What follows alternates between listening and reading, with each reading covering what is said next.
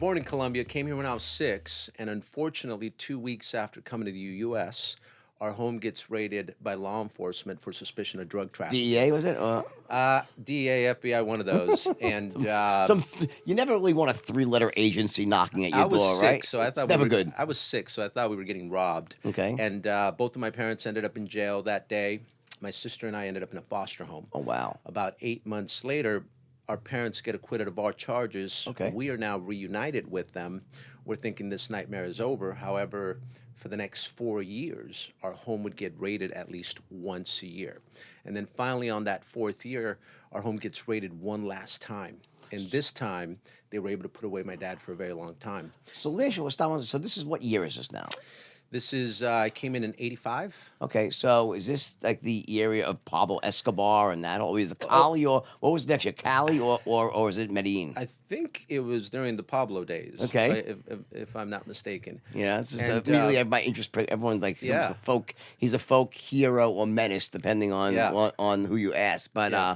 I do a lot of business in Colombia, so I know some Okay. people love him there, a lot of people hate him. But either Yeah. way, it's an interesting character for sure, He right? was an interesting character So for sure. so ultimately, your dad did get in some. So he got in trouble. They put him away for a while, and then his last words to me were basic. The cops were nice enough to allow me to talk to him, and he just says to me, "Son, you need to become the man of the house. You need to take care of this home." And my dad was my hero, so I took those words to heart, and I promised him that I would. We had 2 additional siblings now, and Dad did leave us some money. However, about 3 years later, we started to run out of that money. to find some money, like enough I to don't know pay how the much mortgage. You mean no, like, he left us a couple $100,000. Okay, fine. Back in those Got it, days, good. I think it was $100,000. I don't know whatever? the I guess exact he had number. some money to be Well, comfortable for a while. Yeah, so we were comfortable for about 2.5 years, and then we started to run out of money. So then we had to move into a city called Huntington Park, which is not to be confused with Huntington Beach. Where were you Polar before that? opposites. Before that, We were living in Glendora. got it. Okay. Yeah, Glendora, and then we moved. We lived in Hollywood, but we'd have to move quite a bit because every time we'd get raided, we get kicked out, right? Because the owners would get Sure, pissed, sure. kick us out, and What was your you know how dad? raids are, right? They upside down, tear up the house. It's interesting. Helicopters everywhere. When I got arrested when the FBI, they were incredibly respectful. Yeah. I didn't get. It was really weird.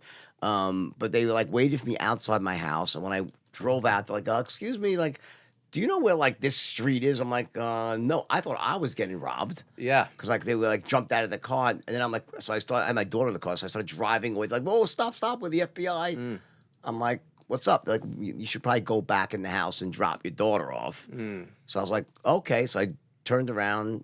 They followed me in. They let me take my daughter upstairs, and then they just very quietly arrested me. And it was pretty. I know they can be pretty. They Yeah. can do the other way as well, right? So you experienced the other side of the equation. Yes, in fact- battering rams, helicopters, like armed guards, like right. Oh, yeah. In fact, when I was 6, I'm the one that opened that door, and as I'm opening it, they kicked the door open, and then all of No. a sudden I see guns, boom, and then people coming from the back and just guns everywhere. You know what comes Get to mind? the The whole ground. Elian Gonzalez thing, that from like back when the kid from Cuba, and I remember that visual stuck in my head of the kid, like this little kid with all the guns and the. Yeah, And I the thought we were getting SWAT. robbed for sure. Wow.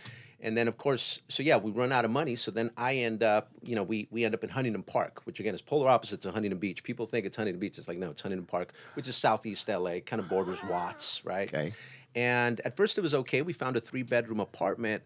However, we started to run out of money again. So then we had to rent 2 of the bedrooms in the apartment. So now we had to live in this 1-bedroom, tiny little, Yeah.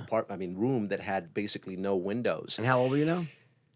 Now I'm about 13, 14. Okay. And as you can imagine, it wasn't the best living situation. Yeah. It was cramped. Yeah. It was dirty. I still remember roaches waking me up in the middle of the night, right? And the one thing I did get, though, was a lot of love. Mom gave me a lot of love, gave our siblings a lot of love. Sure. And the other thing that really helped out is she'd pray over me every morning, every night. So at a very young age, I began to believe that God was with me, that I was blessed. And that was huge for me because, I think if you're ever going to take on some big dreams, you're going to take on some God-sized challenges, and self-sufficiency is no longer an option at that point.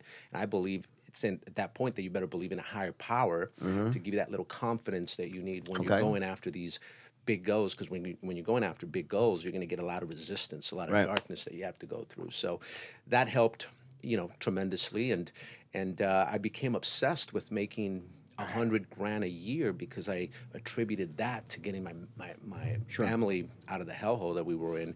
And I just remember like literally thinking, I don't know how I'm going to do this, but I'm going to make 100 grand a year minimum. And I guess that came about because the only successful person I knew back in those days was a car salesman, and he was making 100 grand a year. So I was just like, worst comes to worst, I'll go sell cars, but I'm gonna make 100 grand. It's really interesting because that number was the same number that I was chasing when I was Yeah. in my late teens. And it was about about 2 grand a week or something, Yeah, 100 2 grand a grand a week, week. yeah, That was yeah. like sort of like that if I had made that much money, I would Everything have would be fine. arrived. You know what I'm Yep. saying? And then Yep. I found out about a friend of mine making $1 million a year on Wall Street, and I was like, get the fuck out of here! I'm like, no way! I didn't think it was even possible when I first Right. started. So just to close the loop on your dad. So what was it? It was cocaine, especially It was cocaine, yeah. cocaine trafficking, Yeah, and everything. cocaine And did he trafficking, yeah. ultimately go for a really long He time? did about 10 years. Okay. Yeah, yeah. All right. Anyway, so did that. you're the man of the house. You have this burning desire because your why is really to take care of your family, get them out of this Exactly. hellhole. Take care of your. I guess you're almost like with a father to your brothers in some way, right? You're the Yeah, yeah. father, right? Man of the Yeah, house. exactly. So let's jump now to how did you accomplish that at a very young age? Yeah, and I always tell people, too many people worry about the what, the when, the where, the how, and they don't worry about the why. Yeah, the why is And I everything. think the why is the one that you cannot be wrong about. You could be wrong about everything else, but the why needs to be right because I think the why is the light that'll guide your path. If It's you have a strong enough why, you'll find the how. for sure. That's and Yeah. that literally was my story. But Yeah. my why was so strong. So, anyways, I went to I tried getting a job at 15 years old. No one would hire me, and of course, the only people that took a chance on me was this call center.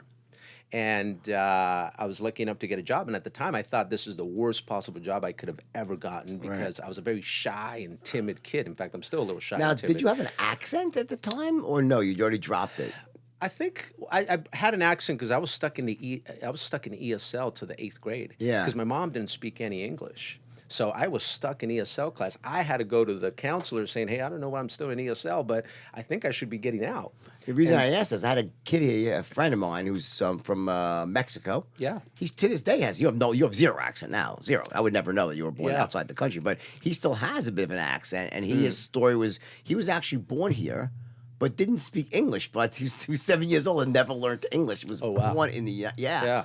Yeah, really interesting. So okay, so you had did you have an accent on the phone when you were like 16 or Well, it didn't really matter because I was selling in Spanish. Got it. So I was selling Fair long enough. distance over. Fair enough. I was selling long distance to Spanish customers, right? Fine. But now I'm so grateful to have a job and so fearful to lose it that I just went in there and I outworked everyone. Right. And then by the time I was 18 years old, I became the manager of about 40 people. I started to make $1,000 a week, and my self-worth just went Right. through the roof, right? Sure. And I always tell people, in order to grow your self-worth, you have to put yourself in situations that demand more than you think you're worth. And when you succeed at those situations, your self-worth goes through the roof. But I was 15 years old and I had this dream of making 100 grand a year by the time I was 21. And I knew the only way that would happen was if I became the manager by the age of 18. Right. So I just went all in, knowing very well that the odds were stacked against me. And the truth of the matter is, I think most people at that point would have never attempted that because of the fear of failure. Sure. They would have let that fear paralyze them. And I was just, this is my only chance. And of course, once that happened, I began to believe that I deserved more because, you can only receive what your mind can accept, right? And I didn't see any other 18-year-olds doing the type of stuff that I was doing. So I began to believe in my heart, like, holy crap, I am worth 100 grand Right. a year. And then about 3 years later, I now became the right hand of the VP of sales. Okay. So now about 3 years later, he walks into my office and he says, Edwin, I'm going to resign and I'm going to start this alarm company and I want you to come with me and help me start it. He says, I can't guarantee you the $70,000 a year that you make here. This is back in 99, so it was decent money. But if you make this work, you can possibly double, triple, quadruple what you make here. Right. And the first thing I thought was, man, this guy's making 250 grand a year. He's resigning, so he must be pretty serious about this opportunity.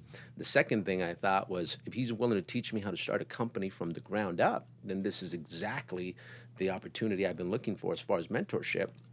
And then the third thing, I was a big dreamer, man. I used to ditch fifth and sixth period, and I would literally drive to Rodeo Drive to window shop, and then I'd go look at all the houses in Hollywood Hills and Beverly Hills, and I'd say, man, one day I'm gonna get here, right? And then of course I'd go back and get depressed going back to Huntington Park. But I knew that was my one shot Okay. to make it where So I you wanted go to for get. it, right? So I go for it. I go all in. Everyone thinks I'm crazy because how are you going to leave Right. a job that's paying you $70,000 with benefits and all that good stuff?